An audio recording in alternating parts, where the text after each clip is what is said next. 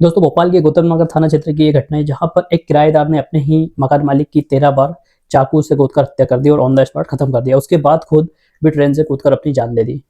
पूरी कहानी क्या थी आइए जानते हैं इस वीडियो में। दोस्तों दरअसल दुर्गाबाई कुशवाहा जिनकी उम्र 45 वर्ष की थी, वो गौतम नगर थाना क्षेत्र की रहने वाली थी।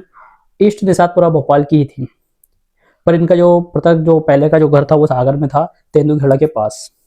और वहाँ इनके समाज का एक व्यक्ति था जिसका नाम था पीतम कुशवाहा, जो इनसे कुछ समय पहले जुड़ा हुआ था, काफी पहले से, क्योंकि समाज का था। जो ये पीतम कुशवाहा था वो दुर्गाबाई जो थी उनके यहाँ किराए से रहता था, सब्जी का ठेला लगाता था और ये पिछले 1 साल से ही रहने आया था, क्योंकि ये 26 जनवरी 2025 को 15 साल की जेल काट कर आया। दुर्गाबाई जो कुशवाहा थी उनको गुरु बहन बनाया था।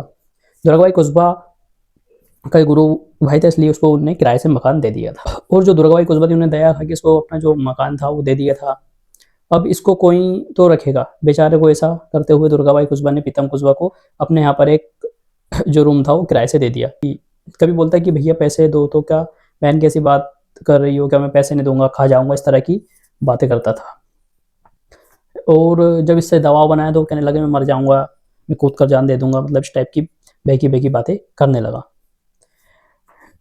अब आया बहन इस तरह की बातें करता तो विवाद बढ़ गया। दुर्गाबाई कुशवाहा को लगा कि भैया मेरा किराए का रूम है, अच्छा भला किसी दूसरे को दे देती मेरा किराया आता, भैया ये तो किराया तो दूर उल्टा धमकी दे रहा है। जो पीतम कुशवाहा था वो अपनी बहन गुरु बहन को धमकी दे रहा था, किराया नहीं दूंगा, मर जाऊंगा, कूद कर जान दे दूंगा।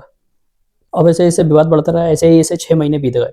जब दुर्गाबाई कुशवाहा का दिमाग खराब हुआ तो भैया मैंने बहुत बड़ी गलती कर दी जो इसको रूम देकर।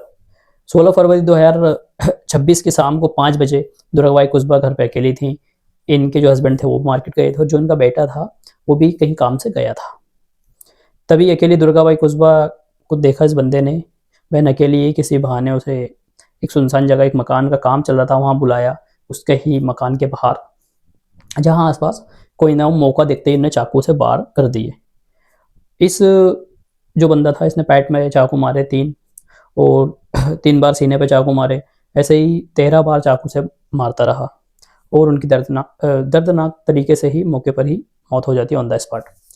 जब दुर्गाबाई कुशवाहा की जो मृत्यु हो जाती है तो दोस्तों दुर्गाबाई कुशवाहा ईश्वर को प्यारी हो जाती है। इसके बाद निषादपुरा थाना क्षेत्र में चलती ट्रेन में चढ़कर और ये बंदा भी कूद जाता है पीतम कुशवाहा, और अपनी जीवन लीला समाप्त कर लेता है। ये पीतम कुशवाहा कातिल। और एक चीज़ और मैं आपको बताऊं, इसमें 15 साल पहले जेल काटी, मतलब 15 साल से जेल काट रहा था और जेल के बाहर आने के बाद इसने ही अपने गुरु बहन को मार दिया। ये सागर के तेंदुखेड़ा में रहता था। इसने 15 साल पहले अपने 3 बच्चों को भी कुल्हाड़ी से काट कर मार डाला था। दोस्तों अब बात ये है बात ये है कि अपने घर में गुरु भाई भैया को कोई पना देगा, इस टाइप की बातें उन्होंने बताई। अब बहन को मौत के घाट उतार दिया।